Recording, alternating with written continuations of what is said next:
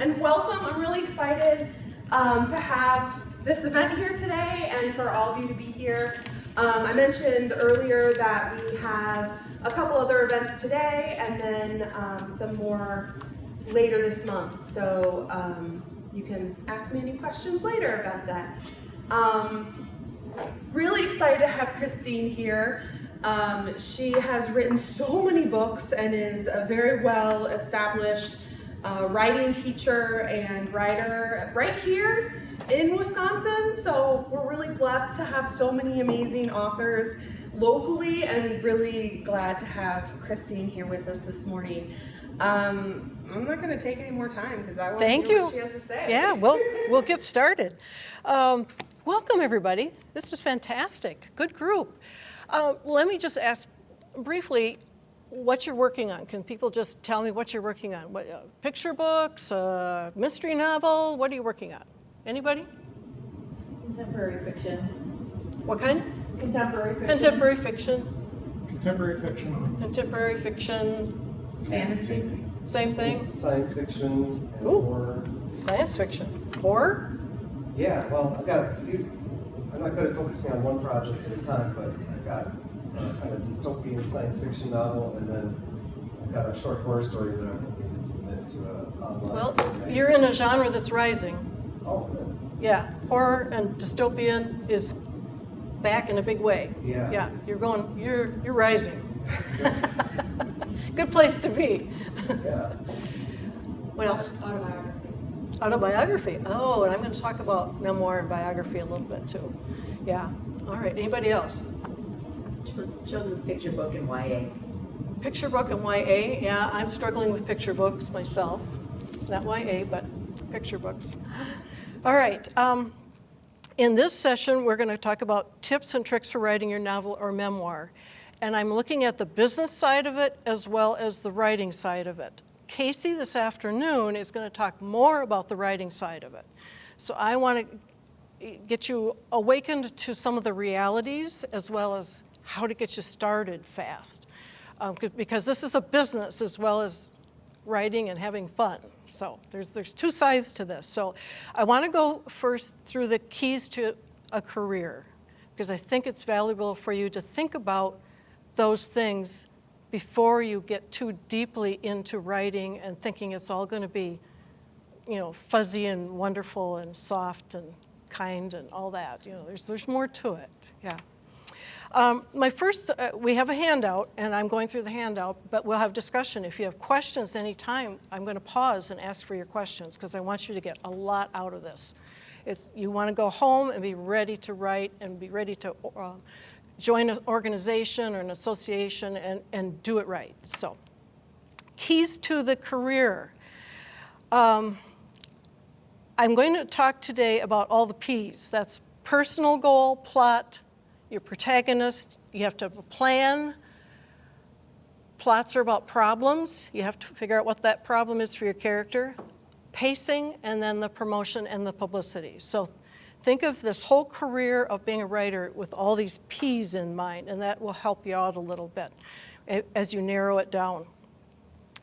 Do you want to sell? That is a fundamental question. That's my first one. Do you want to sell, or is this for your pleasure, or for your grandmother, or who is this for? Or you might be a teacher and you're writing something for your students. I don't know. But know what you're about when you enter this career. The average sale at most events is 0 to 4 books. Are you ready for that reality? It's 0 to 4 books. For example, I'm not here to sell books today. I'm here to teach. This will be 0. 0 to 4 books. Think about all the costs that might be involved for you going to a big conference or going over to the next town and going to a bookstore, and you sell 0 to 4 books. So you have to be happy with that. So think about that in a big way, because there are other expenses, such as, do you set money aside for the travel involved? There's a lot of travel. A lot of going to bookstores, a lot of going to conferences, a lot of going to libraries. And please remember libraries. They are friends to writers, and libraries are doing such a great job these days of inviting authors to do events. And you want to get your name out, and it's just a wonderful relationship with the libraries. And of course, they want to stock your book when you get published. So there's that relationship. Why must you write your project? Make sure you know what you want to do with this project. Maybe it's not just for grandma or your parents or your children or whatever. Know what you really want to do with this. Because what happens is we start out saying, oh, I'm going to write such and such, and I'm just going to go this lane. And then suddenly we look over here and go, oh, that looks interesting. I think I want to go do that too. And suddenly your world expands, your expenses expand. So you want to be careful what you're about and put together your plan. Do you want an agent? As I say here in my notes, it can take over 100 query letters before you find an agent. You are hiring an agent. It's tough to find an agent these days. It's getting tougher. So you might send out 100 letters, emails, whatever it is, pitches at conferences. You'll pitch to them at conferences. You'll have no luck. You might have luck. So think about all that work involved and the time that goes by. So be prepared for that. Yeah. When you say you hire an agent, do you want to just expand on that you should never pay someone to be your agent? Like if someone reached out Right, to you yeah. and says, I'm glad you brought that up. Yeah, $4,000 you don't pay an agent up front. The agent gets paid when they sell your book to a publisher, and then they get paid after that is done by the publisher. You don't take money out of your pocket and give it to them, but it comes from the publisher. They skim off the top after they've sold, and you've made your $1 million, then the agent will take their fee off of that part. So never pay up front. I'm glad you mentioned that, Rebecca. That's a good tip. Another question. Yeah. Since it can take 100 or more queries, can you send out like a batch of 10 and play the odds? And Yes, hope that writers one- do that all the time. You can do anything you want in this business. If it works, it works. Okay. I would advise not going over 10. 10 is a lot. I would do 5 at a time. And then if you're not getting anything back, and if they're saying, no thanks, and just, or you never hear from them, 3 months goes by and you never hear from them, now look at your query. Have someone look at the query. Is it working? It may not be working. Maybe you did something silly because you're new in the industry. You never know. Or you twisted something around, and your writing buddy, Rebecca, would read it and she would go, oh, no, this is how it went wrong. You want a writing buddy to help you with that. And then send out 5 more. I would not wait over a couple of months these days. I would not wait. They have automatic systems. Now it goes through Query Tracker and whatever. They have assistants looking at those queries, and they're just checking off things pretty fast. I would not wait over 2 months. It used to be 3 to 6 months you wait. Not anymore, no. This is a fast business now, so yeah. Do you want to go to a small publisher that does most stuff and it's free and you might pay a small fee? Or do you want to independently publish on your own? Are you ready to deal with all that stuff involved with the printers and Amazon and the booksellers and getting your ISBN numbers and working with the libraries? And are you ready for that? So decide what type of writer and type of business person you want to be. I personally don't want to mess with a lot of that stuff, so I always look for publishers, and I go through agents so that I don't have to do that stuff. And that's me. There's no right or wrong. I chose what I want to do, but you might choose something entirely different, and it's all legit. So keep that in mind. And then do you have a realistic view of costs with your choice? Again, the cost. And you don't want to skimp on things. Getting a bad cover, paying for a bad cover will sink you. So don't try to save money that way. Get a good cover. Know what you're doing that way, because you can sell. You have to be a joiner of associations, you really do. That's where you find your answers, your experts, you save money. I just went to the Wisconsin Writers Association conference in La Crosse. I took tons of notes. I've been in this business for a while. I took tons of notes because there's always new stuff, new people. There were 3 agents there, and publishers and editors telling us what's new, what's going on in the industry. And so you want to be in the know that way. And talk to your fellow writers. You want to get to know people who can be your critique partner. Doesn't matter where they live. They might be up there in Superior and they attended the conference and you met them and now you're critique partners. So, that's why you join these groups. Are you prepared for the marketing and the pitch documents that you need to prepare? I mentioned the cost before, but my 10th point was, are you ready to do that stuff? You have a question in back? Oh, no, I'm sorry. Oh, okay. Our horror person was raising his hand just to cause a little stir in the air. Yeah. Okay. By the way, your expenses come off your taxes when you're a writer. If you have someone doing your taxes who tells you you can't take something off because you haven't sold, get rid of that person. The law says you can take these expenses off even if you have not sold. So a writer is a writer, that's a business. So remember that, you can take all this stuff off your taxes. If you paid today, your mileage, right now your mileage, you can take it off your taxes. So keep track of your mileage going to these events. All right, we're going to propel or prompt your career into being. The first thing you're going to do is write 2 documents. You're going to write your own bio as an author. Figure out who you are. You have to write a bio anyway because you're going to send it to a agent or independent or a publisher of some sort. So write who you are and be happy with it. Mention what you have written already or what your expertise is. Some people will say, oh, but I haven't written anything. But you are expert in something. You have a job. You probably belong to an association of some sort.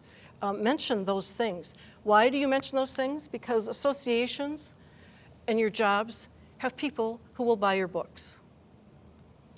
And when you write this, you want to say, I belong to X association that has 20,000 members in Wisconsin, or whatever it is, because the editors and agents want to sell to 20,000 people. They know that you know them and can sell to them. So always mention that kind of figure if you can. And you want to prepare a 1-page document listing 10 questions an interviewer can ask you. Why do you do that now? Because you want to get used to you being interviewed by newspapers that are still around, online things, radio, TV. Who are you as a person? How would you do at an event? You want to have a handle on that very early on. And you haven't written anything, but talk about your book as if you have written it. Get the title, just play this for real so you feel real, and it'll give you more energy when you start writing or when you continue writing, depending on what you're doing now. All right, what to know starting out as a writer, becoming an author. Now we'll start shifting over to the writing stuff. Be willing to make mistakes about the business, but not your manuscript.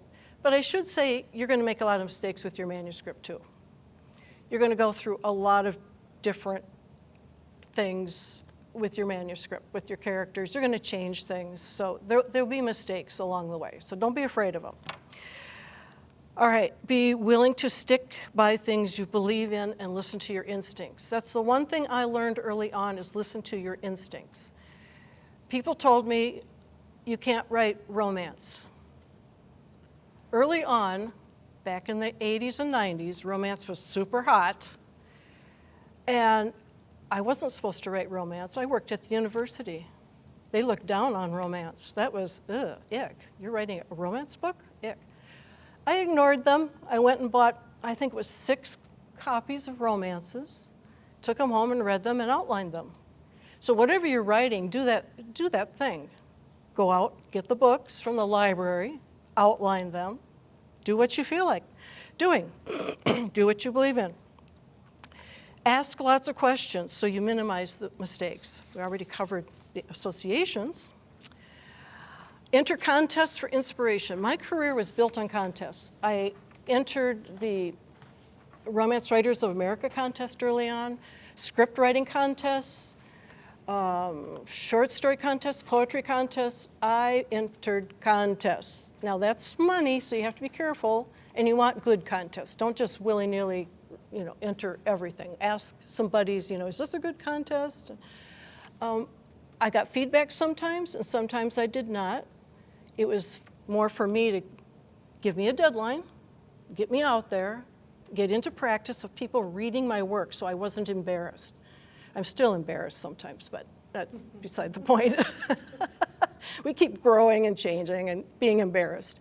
But contests are important, but be careful with them. Be sure they're good contests. But contests have made my career.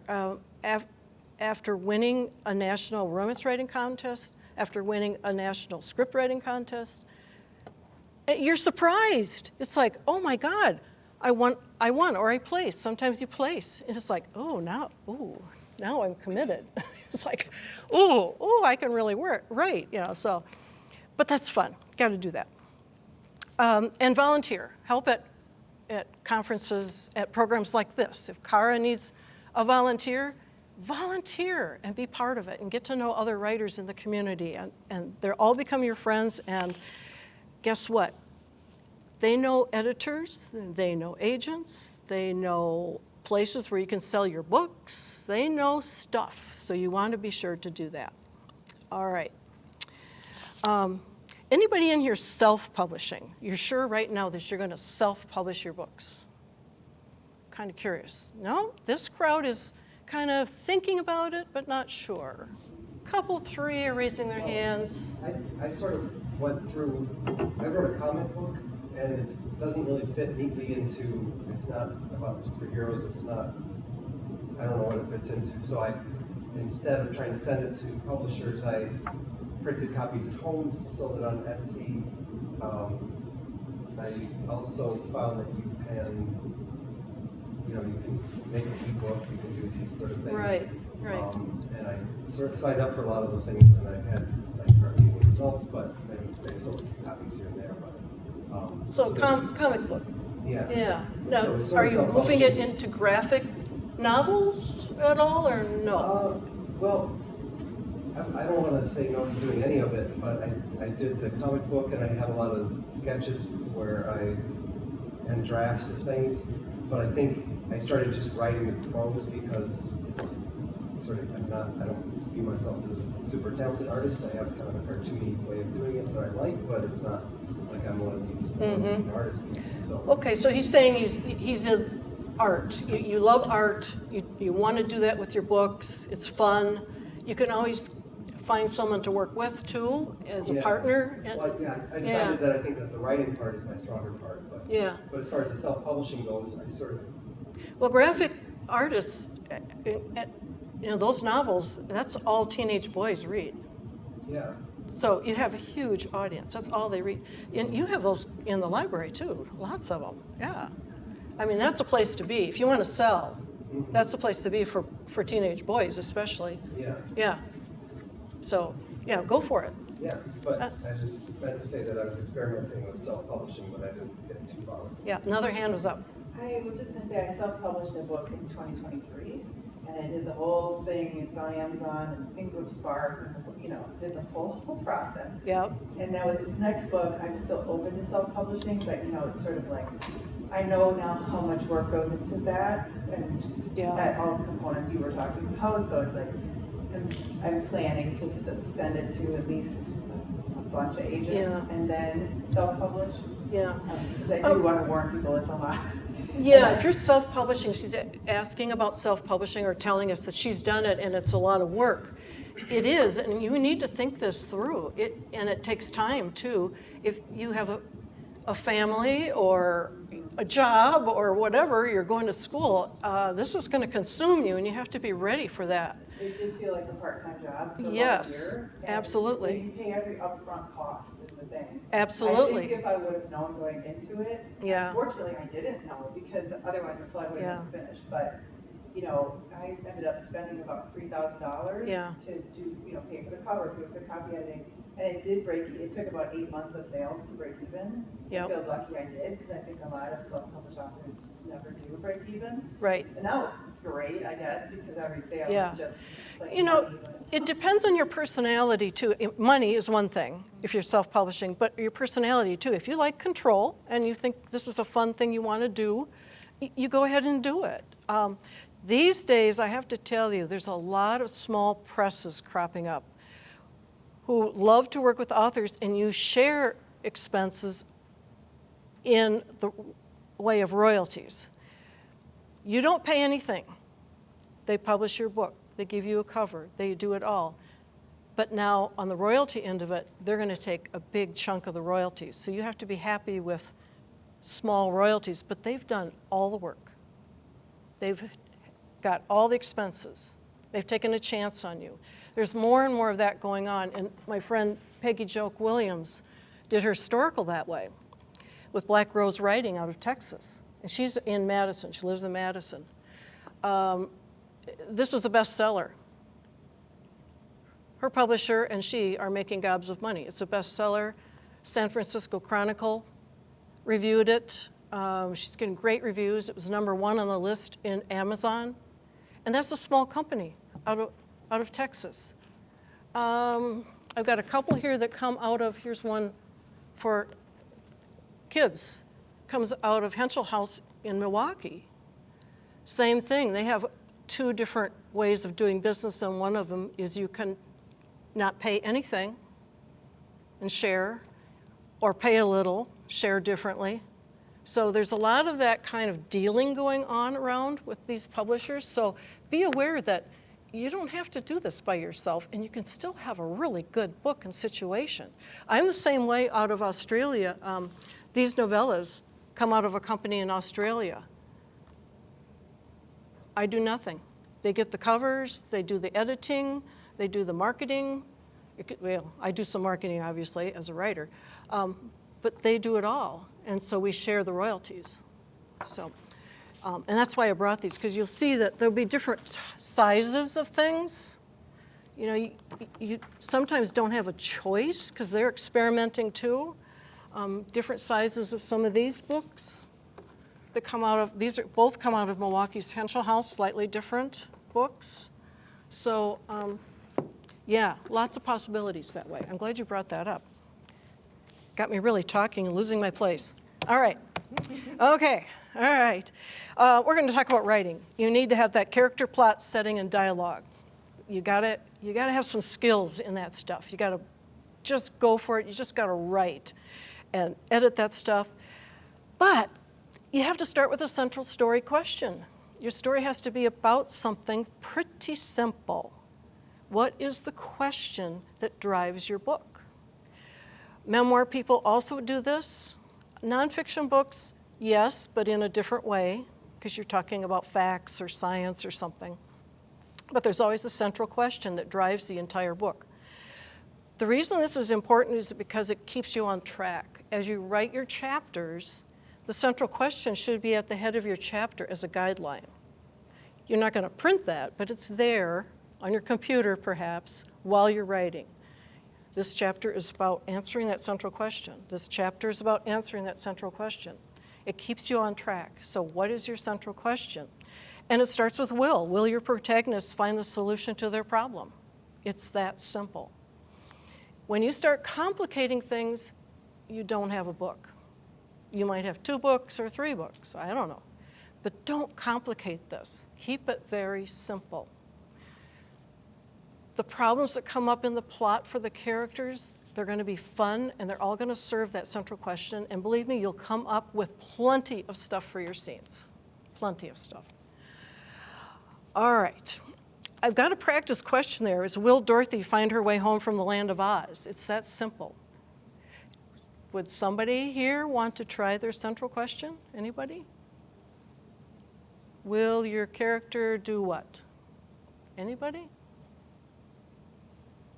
Will your character find something, discover something, get revenge by the end. It could be anything. Anybody? No? Fulfill her family's expectation or make her own expectation. Say that again? Fulfill her family's expectations Oh, okay. or create her own expectation. You don't want an or. You don't want two things. That really can muddy things fast. You want one thing, not an or. I recommend not doing that. Yeah, just one thing.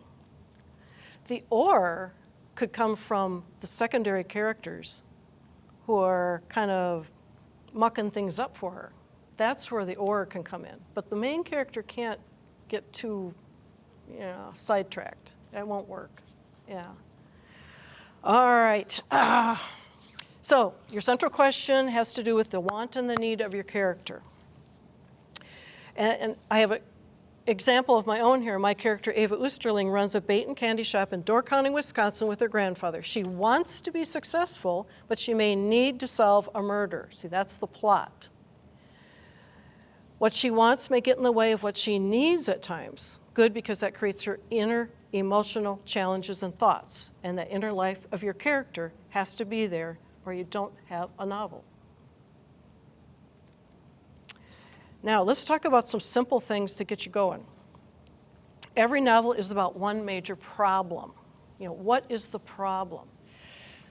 Our best books start fast on page 1 with the problem. It's right there on page 1. It's evoked some way, or they're right in the middle of it. The murder happens on page 1, or they get in a car accident on page 1. So if you're struggling, just make something happen on page 1, and your story will take off. And be brave. Just do it. So they've got this problem, and one of the keys is a plan. A novel is about a character getting a plan. They might get help getting the plan, preparing the plan. They might have a buddy. They might even have the antagonist help them with the plan somehow. I don't know. But you have to have a plan. And a novel is just a plan going wrong, one after another. Another plan goes wrong, another plan goes wrong. They're still trying to get that central question answered in the end. They're still trying to succeed by the end and find their answer. But they have lots of little plans. They talk about the dirty little plan. You want lots of dirty little plans in your book. Same for memoir. Memoir will come out the same way. Every chapter will have, they planned something and it went awry. So they have a new plan. It went awry again. So, same thing. Any questions on that, about the plan? How many of you worked with a plan with your character? Anybody? Rebecca has, yeah. Rebecca's a novelist and a screenwriter, and I don't know why she's here. She is an excellent writer. You can always still learn. She's an excellent writer, and a member of groups, and works hard, and yes. So I have a question about having your central question appear on page 1. Mm-hmm. I wonder how that would work for so I'm writing a fantasy novel, and so I'm doing some world building on page 1 to kind of introduce the reader. Does the central question need to be involved in that, or how, what do you think? It needs to help influence what you're putting on page 1.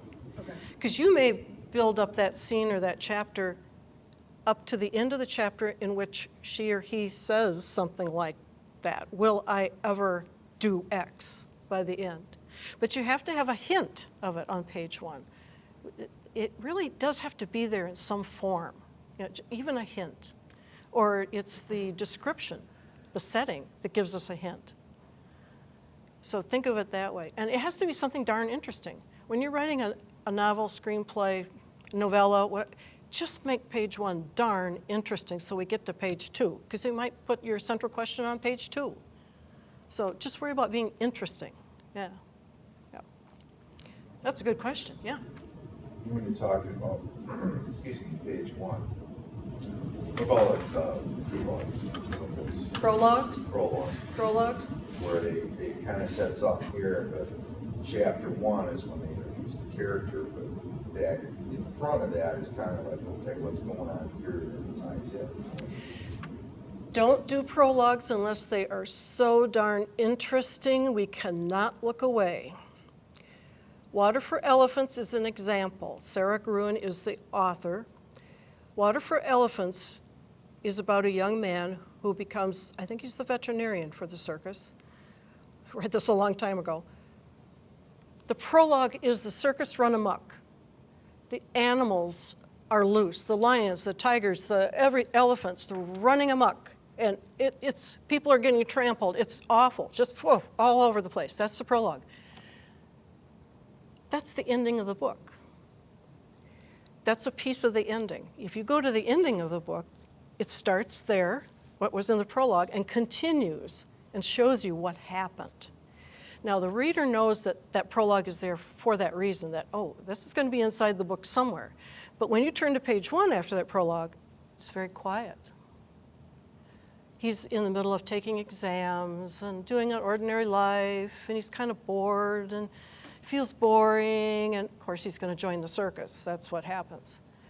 So you have to be careful with the prologue. It's got to be really special, otherwise don't do it. Agents hate them because most of us new writers don't do them well. We don't do the Sarah Gruen thing where they're really good. That's all I can say about that. Just be careful because agents and editors are like, eh, yeah.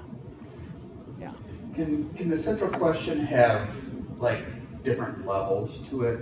So for example, I'm writing like a young adult, and my main character, I want him to help keep great grandpa out of a nursing home, save the family farm, and save the world.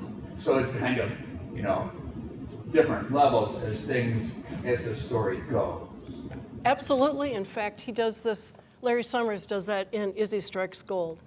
Family problems, school problems, bully problems, all kinds of stuff, money problems that impact this kid. You know how kids take on the problems of the parents when there's money problems and job problems.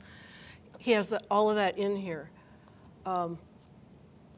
But it's about the boy growing up. Right. Yeah. So the central question is, will he be able to handle it? Okay. And then there's all this other stuff are the problems that come at him. Will he be able to handle it? And many times this boy in here has trouble. He thinks about running away. He thinks about living somewhere else. He thinks about striking gold and saving the family. So yeah, you can have layers, absolutely. Yeah, that sounds good. Good book.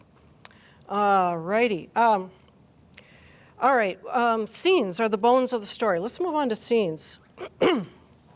Yeah, time is ticking away here. All right. If you don't know how to write a scene effectively, you won't be a writer or successful. It's just that simple. I have to say it that plainly because that is our core skill is scene writing. No matter what you're writing, even memoir, scene writing is what you have to be able to do. And a scene is pretty simple. It's a goal, character with a goal. They meet up with some kind of a problem or conflict. And then there's a disaster or cliffhanger at the end of the scene. It's that simple. It's harder when you sit down to write, though. Sometimes we go pages, 50 pages, and we realize our scenes are really crappy, or they're weak, or they're just the character is stumbling along. You have to be careful, but you want to have that goal, conflict, disaster. And what I would do as a beginning writer is have your characters say that stuff out loud. You can almost outline your scene, like Zoe has a goal of X, but something conflicts with that goal, and you have to put something in there. A car accident conflicts with Zoe's goal. The disaster is Zoe ends up in the hospital and now can't get to Grandma's house. So you keep it simple, but you got to keep to the pattern or you won't have a novel. And that's one thing I do when I go back through my own work, or I'm working with a writer, or we exchange manuscripts. That's what we're looking for. We're looking for that scene work, because that's gold right there. That's it. That's all writing is about, is the scenes. So, and from that you can get things that help you with your other parts that you're selling, your central question. You want to remind yourself of that. So I've got the Dorothy example in here. Dorothy needs to get to the wizard, but meets up with a fork in the road that she takes, but ends up attacked by flying monkeys. So that can be a scene, or it can be a whole novel. All right. Scene likes action. Scenes can't be, usually, it can't be a bunch of talk. Doesn't work. It works in novels. You see it all the time, because all of you are thinking right now, but there's a novel that has all this dialogue in it. I was just talking about Harlan Coben earlier. He has novels that are a lot of dialogue. The dialogue has to be driven by that central question and the need of the character. If you love dialogue, please write it, because dialogue sells. If you're good at dialogue, write it. Just write your heart out with dialogue, because it sells well. But a scene likes action. They have to do stuff. They have to have problems. Any of you in here, what's your action in your scenes? What's a scene you just wrote that you absolutely love? Anybody? No? Yeah. The main character is being evacuated from her nursing home Ah. due to an encroaching forest fire. Oh my goodness. So she has a character who's leaving a nursing home while there's an encroaching fire, which, yeah, we hear about that stuff on the news all the time, don't we? Perfect. Wonderful scene. Yeah. Ooh. That sounds good. Good for you. All right. Let's see. How many scenes or chapters do you need? Look at your comps. That's one of the first questions we all have when we're writing a book. How long should it be? How many chapters? How many scenes? I write one scene per chapter in Cozy Mysteries.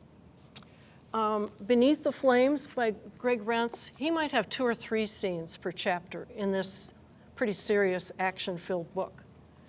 So it depends on your kind of book you've got. But look at your comps, your comparable books in your genre, and just count the scenes. That's as simple as it is. Yeah.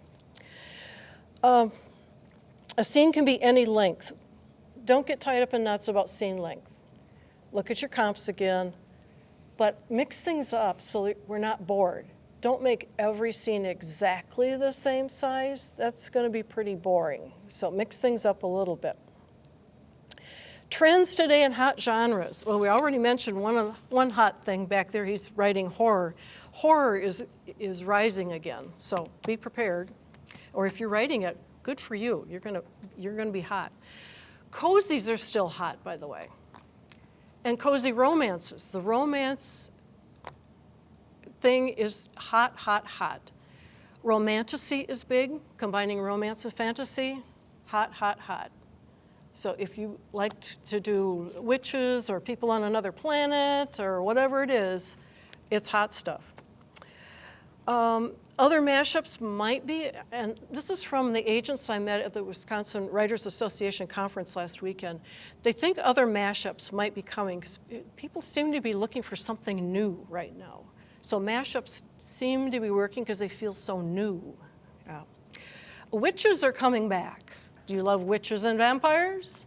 They're coming back. Now is your time. So there you are. And dystopia might be coming back as well. Dystopia had that short window. There was about, a few years back, there was about 3 to 5 years. There was all these dystopian novels coming out, and then they just, poof, went away. Well, now they're coming back. So who knows? I feel like the pandemic may have caused Yeah, dystopia. exactly. It's the times we're in, and if the world is in a period of a lot of wars and stuff, and then we're going to go back to dystopia and figure out ways to solve things by these odd inventions and whatever it is. Yeah. So, I was in a bookstore and just last weekend and saw they had a section within their science fiction fantasy section called Cli-Fi. and it was all these dystopian novels about climate change. Oh, Apparently that's a trend. cli-fi. He's talking about cli-fi. Yeah, climate, yep, and science fiction combined. Yeah. There is a lot of that. Yeah. Yeah. And you can chase trends, but know that they might die out a year from now. You know, you never know with trends. So write the book you want to write. Be sure you want to write it and stick with it and make it the best it can be, because good books sell no matter what. No matter what, good books sell. So just hang in there and write a good book. I've got some dialogue do's and don'ts because dialogue is so important for selling a book. White space on the page helps sell a book. Readers like a lot of white space. They want to read a book fast. They want to hurry up and read it and put their review on Goodfellows, and you know that's kind of where it's at. So you want a lot of white space, and agents and editors like a lot of white space. If you're trying to sell, white space is good. Dialogue is about power. That's it. Power plays. That's probably the most important thing I can tell you about dialogue is about power plays. Somebody wants something. They're in the scene because they want something. They need something. They got to get something. So they're not going to chat about the weather unless that helps them get something pretty important for the plot. So remember that. If you're just chatting, it's not going to sell. Make your characters more diabolical. Make your dialogue diabolical. Make it funny. Make it, push it. Push your dialogue, because that's what's going to sell, and that'll get you going. And it's about secrets and power and rank. Power and rank is pretty darn important. If you have a scene that's dull, and you're not sure of it, look at the power and rank. That means who ranks above whom? Who's the top dog? Who's lower? Who's trying to get what from who? Is it an underling trying to get something from a boss? How are they going to play that? It's always about power. So that'll help you. If your dialogue isn't working, think about the power differential in every scene. Every scene, it's about power. Somebody wants something and they have to get it. They may not get it right away, but they have to get it. It might be the next scene or the next scene where they'll get it. Okay. You guys are all good. I can see it. You're soaking it in. All right. It's going to work. All right. Dialogue that expresses steps is really good, because if you're stuck, have them do something in steps. Like maybe they have to go somewhere. Have them talk through the steps. Or maybe they're going to bake something simple, and have them talk through the steps to somebody else. We have a lot of baking going on in books. There's a lot of cookies and things in all these books I'm writing. It's easy to find steps, things to talk about. And then you talk about more serious things too. Somebody's going to try and kill them maybe. You're going to weave that in. So you want to do steps if you can. Asking questions. A scene could be just questions. And we see that a lot in our suspense books, where we're going to trial maybe, or the cop is questioning somebody, so there's a lot of that. But in general books too, there could be a grandmother questioning a 20-year-old grandson as to where he was and why the cops are looking for him, and that sort of thing. So they could be anywhere. All those questions can be anywhere. Avoid using said and all its substitutes. Please, please, please don't do that. Don't have said all over the place. An agent, editor, reader, reviewer is going to look at that, and their eyes just ping. They see all the said and all that clutter right away. So you don't want to have that in there. Yeah. You want to use action or thoughts instead. Keep your characters in action. Keep them moving through action, doing things. All right. I've got a list of clutter here for you guys. So much clutter. Oh, goodness sakes. When I go through a manuscript of my own or other writers, when they hire me to help them with that, I will sometimes reduce their pages by 20 to 50 pages just because of the clutter they have in their manuscript. And that's taking out, I want you to go home and if you're already writing, test your manuscripts with especially so, some, but, and that. We all say those words all the time. We use them all the time. I use them in my manuscript, but you put it on the search engine and you see the pages are just peppered with that. It's like, oh my God. Yeah, so you have to be careful of that stuff. But the trained people out there in the world, the editors, agents, reviewers, they know this stuff. They all have this list. So you guys, you want to be careful. Do you get rid of all of them? No, obviously not. You just look for the excess. Look for where you've got 20 that's on one page, and maybe you could cut 10 of them. That would be good. So you're looking for that kind of thing. It was and they were. It was is so common. Please look for was. Get your verbs, take them up to that next level. Get some more action in there.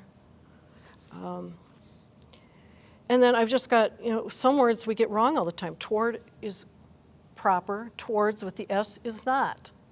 If you're in England or Australia, they like the S. That's where it comes from. That's why we see some Australian writing with the S. We don't like the S. So be aware of who you're sending your stuff to. And the all right and the all right. The all right, A-L-R-I-G-H-T, instead of two words, all and right, also comes from England and advertising. When we smush words in our advertising, we create new words all the time in advertising. And of course, we have famous actors, all right, all right, all right. And we're used to it and we think, oh, that's cool, I'll just put it in. It's not right. A good agent, editor, they're going to see you using that and go, they don't know what they're doing. I have 100 other manuscripts that just came in. This one doesn't use that form of all right. They know the rules. I'll take this one and you're bye-bye. So it is important. Really, it really is important. I've got some punctuation things listed here. Mostly get rid of the exclamation points. I see that in beginning manuscripts a lot. Take them out. Too many commas. Yeah, you're trying to affect a way a person talks. For example, I'm talking now, comma, in a way, comma, that makes me thoughtful, period. No, don't do that. Don't do that. Don't slow us down like that. Don't. Readers hate that stuff. Don't do that. So, all right. And I've got some books. I have a question. What do you mean by use blonde for all instances? I should mention, Chicago Manual of Style has some new rules, and blonde is now acceptable as just B-L-O-N-D without the E. With the E, it's French for a woman who has yellow hair. And in American English, we used to distinguish as well. Blonde with an E was just a woman with yellow hair. All other references with blonde were without the E. Now it's without the E for everybody, including that woman with yellow hair. So the Chicago Manual of Style has a ton of stuff that's changed. They just came out with a brand new book, and that's our style book for us writers. You need to use the Chicago Manual of Style. You don't have to buy it. Usually you can find online in the search engines that they have the correct answer. You can just say, is blonde with an E, comma, Chicago Manual of Style. Boom, it'll come up and tell you. It's all online. But you can buy the book if you want, and it's usually in the library. Libraries carry it, so you can find the reference there. And it's a big, expensive book, by the way. And you can get it online, too. You can buy it online. But it's like $300 or something. It's what it used to be, anyway. So I answered your question. Were there other questions along those lines? No? All right. You're still with me. You're still going to be writers. Nobody's quitting yet, huh? Good. Whew. All right. Essential books I've got on the final page here, and I will read through them just quickly for the sake of other people online watching this. Dwight Swain, Techniques of the Selling Writer. That's the basic text. If you were only to read one book, you should read that book for writing novels. He's quoted all over the place. Many writing books are riffs on his book. He has the formula for the scenes. It's all there. So if you got just one book at the library or bought it, it's Techniques of the Selling Writer. The next thing is Christopher Vogler with The Writer's Journey, The Mythic Structure for Storytellers and Screenwriters. When he came on the scene with this book, it changed the entire world of writing. Literally, it did. It changed. There were workshops all over the place. Everybody was buying that book. It was just, all those studios were using it. You know, it changed everything. But he has that famous 12 steps to organize a story or a screenplay. Donald Moss writing the breakout novel and his workbook, really helpful. If you aren't thinking, if you're the kind that needs to have help conjuring up things, get his workbook. Get his book and his workbook, because he asks lots of questions that help you come up with ideas for your characters and your plot. It's really good. Larry Brooks, Story Physics and Story Fix. Really good for the stage of refining your book, refining your manuscript. I love those books, Story Physics. I would get Story Physics in particular at your library or buy that book. You might have it stick around your home for a while and look at it again and again. Robert Kernan, K-E-R-N-E-N, Kernan, Building Better Plots. I found that book by accident long ago, and what a treasure it is, because he has all these templates for plot types, and he tells you exactly what the character should be doing step by step, or can be doing step by step through the plot for each of those 9 plot types. It's right there. Like, he has just one page, so it's simple. It's not like you have to read 50 pages to understand each one. I would get Robert Kernan's book and look through that plotting. Dara Marks' Inside Story, The Power of the Transformational Arc, is about the fatal flaw. Read it for the fatal flaw so you understand that. If the fatal flaw thing is new to you, that's the book you want to get, Dara Marks' Inside Story. Tiffany Yates Martin is online a lot. She has Intuitive Editing, which is at your library. It's a revision guide. And she just came out with Intuitive Author, How to Grow and Sustain a Happier Writing Career. I don't know if that's in the library yet. It wasn't in my library here at Fitchburg. I didn't see it yet, but it just came out. Okay. And then I've got experts with free blogs and newsletters below. I got Dan Blank, for the sake of other people who are watching us online. Jane Friedman, Publishing Confidential, which is on Substack, a new area where you find newsletters. Publishing Confidential with Kathleen Schmidt. Writer Unboxed. And then, of course, you can see my quick fixes on my website. I post something monthly about a quick fix, some little short thing that can help you improve your manuscript. I'll give you an example of a couple of my quick fixes. And this is all free stuff, by the way, you guys. You're getting lots of free stuff. My quick fix, I'll have 500 words on the plan, how to create the plan for your character and plot that way. How to use worry. Put worry on every page. If you do, you have a great novel. They have to worry, and worry again, and worry some more. Worry with their friends, worry with their enemies. Worry, worry, worry will create a plot, and it'll create it in an instant. So think about that, and read my thing on my website about it. Novels are about danger. That's another one, and then we'll have to stop here for final questions. Danger. Danger of any form creates a story, a plot, a screenplay. Put the danger on page 1. Put the danger at the end of the first chapter. Put the danger at the beginning of the next chapter. Danger, danger all the time. And remember, danger can be accidents too, and funny. You know, somebody could spill the cookie dough in the kitchen on top of the cat. We love that kind of thing. That's a little bit of danger going on for the cat. I don't know. You define danger. Put it in there. It'll work. It'll entertain us. We're all about entertaining. We are entertainers. All right, final questions. Well, I'll mention, while you're thinking of your questions, I'll mention my motto at the bottom of the page. I want all of you to think about your motto, M-O-T-T-O, motto, as a writer. Mine is write with joy and finish with finesse.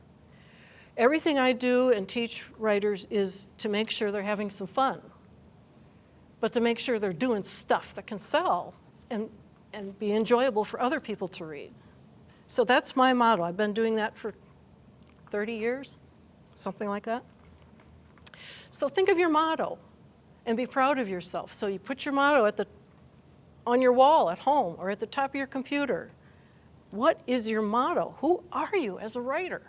So when you go home from this today, think about what that motto is. And it's also something you can bring to a writer meeting or a book club meeting. What is your motto as a reader and writer? What are you looking for in life? How do you want to please others with your writing? So, okay, and I briefly mentioned, these are all books here I've worked on, except for this. I'm reading The Sweetness of the Bottom, at the Bottom of the Pie by Alan Bradley. I just found it. Someone had suggested it. I fell in love with it. This 11-year-old girl is wonderful, solving mysteries and doing dangerous things with poisons and other things. Love it. Just love this. But these books represent that you don't have to have a huge publisher. I talked about that already. Picture books. And these all represent things from authors who are writing about their lives. They lived this stuff and turned it into novels, including this picture book called Waverly Braves the Breeze. She's from Madison, Samantha Cora. She went to the Galapagos long ago. She liked it. She wanted to write about it, but she didn't know how to write about it. She wasn't sure what she wanted. Well, she had kids. Then she went, oh, I want to tell my kids what I saw there. And so she wrote about this albatross that she saw there, and she learned all about how they are on the high cliffs. And this is my microphone here, sorry. On the high cliffs, and at a certain time of the year, they have to go for it. It's do or die. You either fly or you're dead. That takes a lot of bravery, but that translates to little kids. So she wrote a picture book. It's beautiful. It comes out of a Florida company. She found a company in Florida who put this together for her. It's a beautiful book. So, and then all of these books come from people who have lived these lives. Easy Strikes Gold, set in the 50s. Larry Summers was a kid in the 50s. So, and you have a firefighter, wrote about a firefighter. Good plot. And I have Nick Chiarkis, was a cop in New York City. He writes, his childhood becomes this novel in New York City with gangs and the cops. Nick grew up to be a cop, and he moved to Wisconsin. But he's got this book and another one. It's just about his life, but he turned it into fiction. These are novels. And you guys can do the same exact thing.